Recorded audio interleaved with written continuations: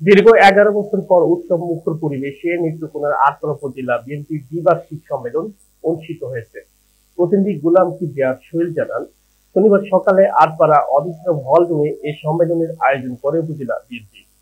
এ সময় আটপাড়া উপজেলা বিএনপির আহ্বায়ক মোহাম্মদ মাসুম চৌধুরীর সভাপতিত্বে ও জেলা বিএনপির যুগ্ম আহ্বায়ক মনিরুজ্জামান দুজুর সঞ্চালনায় দ্বিবার্ষিক সম্মেলনের উদ্বোধন ঘোষণা করেন নেত্রকোনা জেলা বিএনপির আহ্বায়ক ও বিশিষ্ট অর্থোপেডিক চিকিৎসক অধ্যাপক ডাক্তার মোহাম্মদ আনোয়ারুল হক।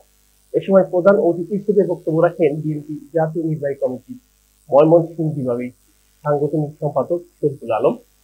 প্রধান বক্তা ছিলেন সহ সাংগঠনিক সম্পাদক শাহ ওয়ারিস আলী মামুন।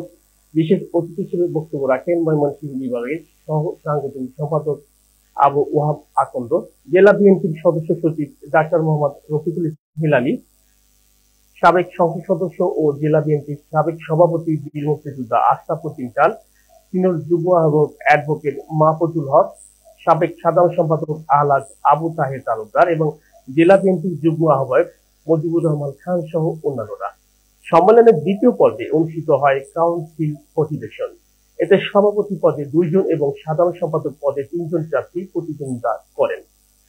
আটপাড়ায় 7টি ইউনিয়নের মোট 497 জন কাউন্সিলর সরাসরি ভোটাধিকার প্রয়োগ করেন।